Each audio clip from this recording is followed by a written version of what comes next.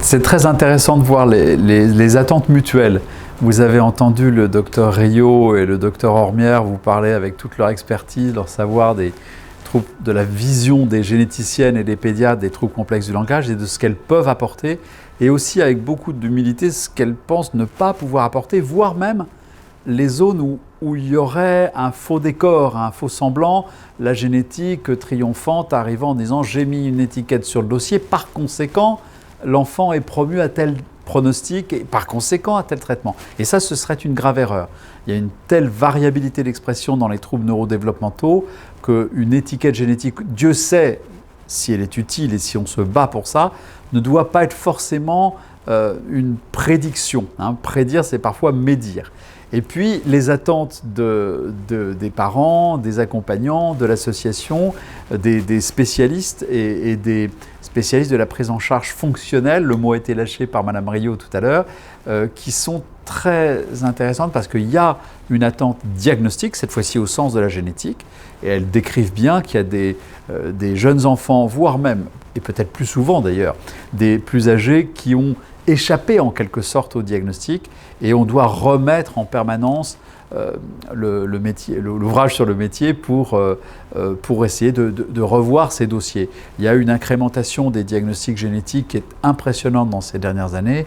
On a commencé à quelques pourcents de diagnostics à la fin des années 1990 et on est maintenant à entre 50 et 60% de diagnostics avec une augmentation exponentielle ces dernières années.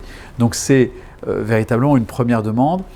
Une demande aussi d'orientation. Je crois que c'est intéressant de savoir que ces enfants qui ont souvent des troubles complexes eux-mêmes, les troubles, mais aussi dans le cadre de syndromes avec d'autres manifestations, peuvent rencontrer, à Imagine, pas un seul centre de référence maladies rares, pas une seule filière, mais plusieurs en même temps, à travers des staffs multidisciplinaires. Donc je crois que ces attentes combinées sont très intéressantes. Et puis elles sont mutuelles, elles ont ce côté mutuel, c'est-à-dire que des cliniciennes de grand talent comme Madame Rio, Madame Ormière sollicitent quand même de savoir plus sur l'histoire naturelle de ces enfants et de ces jeunes adultes, parce que ça leur en apprend sur ces maladies. Et inversement, il y a, on l'espère en tout cas, un bénéfice des diagnostics génétiques en matière de signature, en matière de rassemblement d'enfants identiques, de constitution de ce qu'on appelle des cohortes, des groupes d'enfants homogènes. Et puis en matière de conseil génétique aussi, c'est un effet important, savoir s'il y a ou non un risque dans les familles que cela se reproduise. Dans les maladies génétiques, le panorama de ce que la génétique peut apporter aujourd'hui est très très diversifié. Le diagnostic est déjà un acte de recherche. En génétique, c'est comme ça. Le diagnostic ne se fait pas facilement, il est déjà une démarche.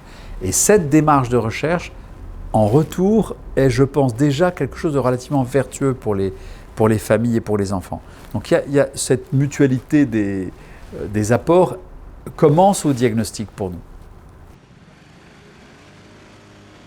L'Institut Imagine, c'est le centre national de référence en génétique, en partenaire, enfin, comme nous l'expliquait le professeur lyonnais, c'est un des premiers centres qui allie public, privé, qui fait un gros travail dans la recherche génétique, mais également dans tout ce qui est accompagnement dans le secteur sanitaire des enfants.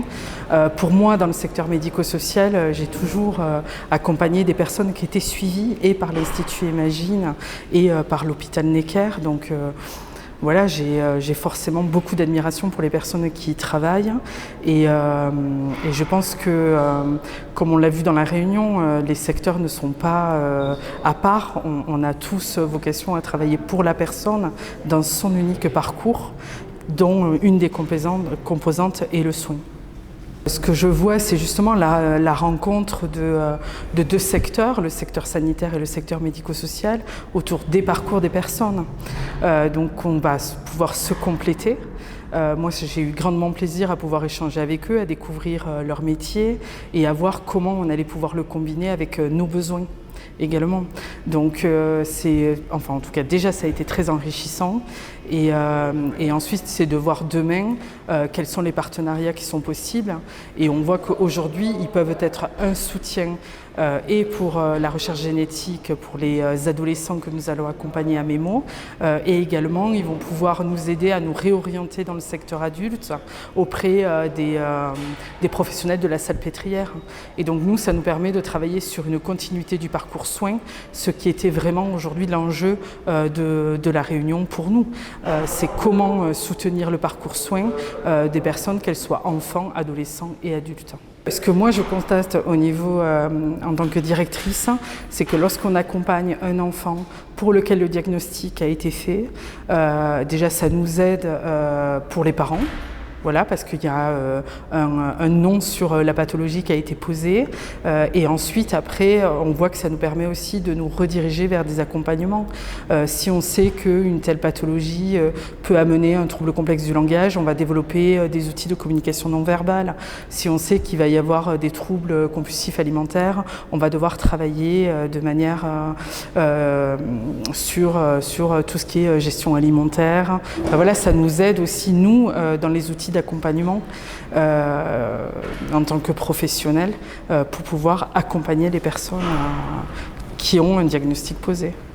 À partir du moment où on a une pathologie, on peut avoir une solution médicamenteuse qui permette à la personne de mieux vivre avec sa maladie.